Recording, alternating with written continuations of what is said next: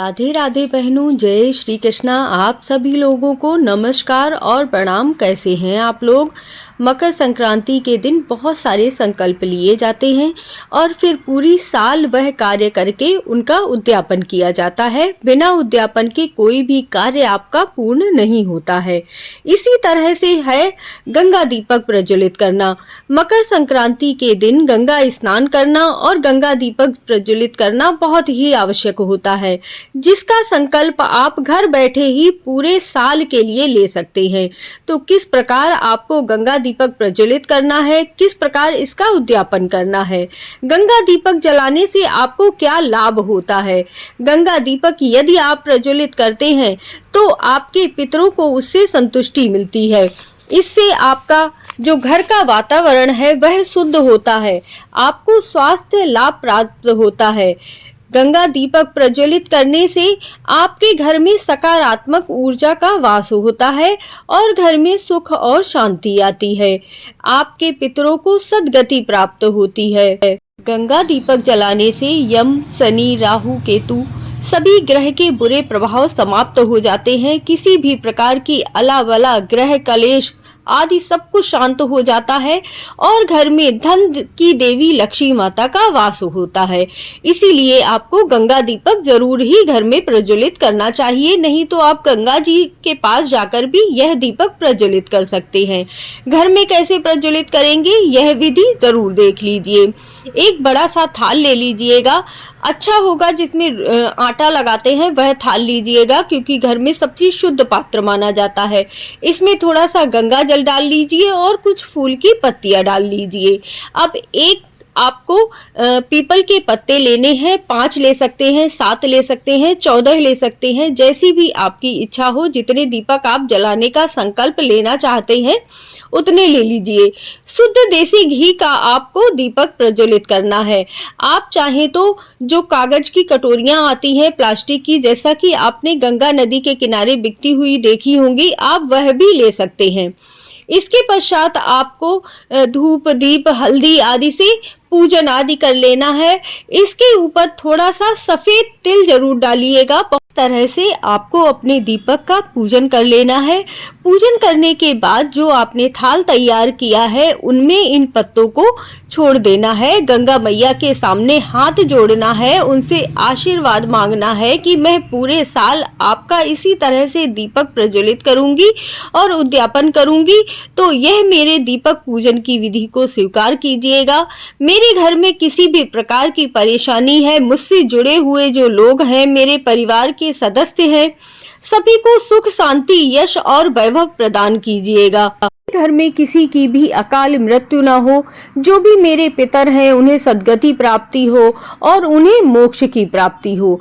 इस तरह से कहते हुए आपको यह दीपक प्रज्वलित करना है और साथ में एक मंत्र भी बोलते जाना है। यह मंत्र चाहे तो आप किसी कागज में लिख लीजिएगा और जब भी आप गंगा दीपक जलाते हैं तो यह मंत्र जरूर बोलिएगा। शुभम करोति कल्याणम आरोग्यम धन संपदाम शत्रु बुद्धि विनाशाय दीप ज्योति नमोस्तुते। इस तरह से इस मंत्र को बोलने से आपके घर में आरोग्य आता है, धन संपत्ति आती है। इसके अलावा आप गंगा माता की आरती कर सकते हैं, गंगा चालीसा का पाठ कर सकते हैं और इस तरह से गंगा माता को नमस्कार और प्रणाम कर सकते हैं। हे गंगा माता, आनंद रूपणी, आनंद देने वाली गंगा के लिए मैं बार बार नमस्कार करता हूँ। हम जानते हैं कि आपको पूरा साल ये दीपक कैसे प्रज्वलित करना है। चैनल को अभी तक सब्सक्राइब नहीं किया है तो ज़रूर कर लीजिए। आपका कमेंट और आपका एक सब्सक्राइब मेरे लिए बहुत मायने रखता है। यह दीपक आप हर महीने की जो अमावस्या तिथि आती है, पूर्णिमा तिथि आती है, उस दिन प्रज्वलित कर सकते हैं। मकर संक्रांति के दिन प्रज्वलित कर सकते हैं। इसके साथ ही ज्येष्ठ माह के शुक्ल पक्ष की 10वीं तिथि पर जब गंगा दशहरा होता है तब आप प्रज्वलित कर सकते हैं। इन 3 तिथियों पर गंगा जी की पूजा अर्चना करने का आपको विशेष फल प्राप्त होता है, मोक्ष प्राप्त होता है, सद्गति प्राप्त होती है और आपके जितने भी पुण्य हैं वह बढ़ते हैं और लक्ष्मी माता की आप पर विशेष कृपा होती है।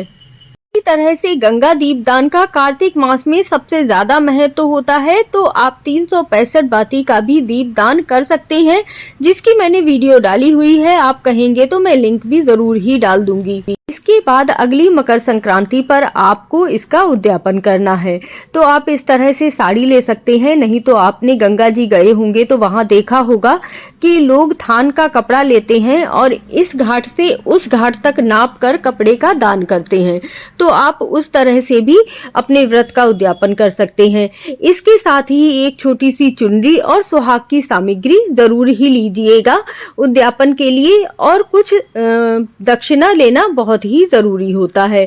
इसके साथ ही आप दीप दान कर रहे हैं गंगा जी पर, तो दीपक दान करने का भी विशेष महत्व रहता है।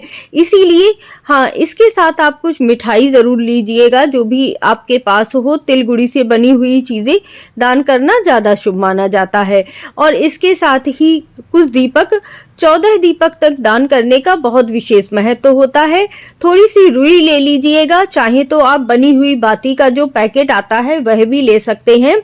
और घी दान कीजिएगा, आप पैकेट वाला घी ले लीजिए, चाहे ऐसे खुला कटोरी में रखकर भी दान कर सकते हैं। यह दान आपको वहाँ जो नाव चलाने वाले होते हैं उन्हें भी दे सकते हैं। उनकी जो पत्नियां हैं वह श्रृंगार का सामान प्रयोग कर लेंगी। नहीं तो आप किसी ब्राह्मण को भी इस प्रकार दान दे सकते हैं। जो दीपक है वो भी आप किसी मंदिर में दान दे सकते हैं, या फिर गंगा नदी पर ही किसी को दान दे सकते हैं। इस तरह से आप अपने व्रत का उद्यापन कीजिएगा। आई होप ये वीडियो आपको बहुत ही अच्छी लगी होगी, क्योंकि गंगा दीपदान का बहुत ही विशेष महत्व होता है।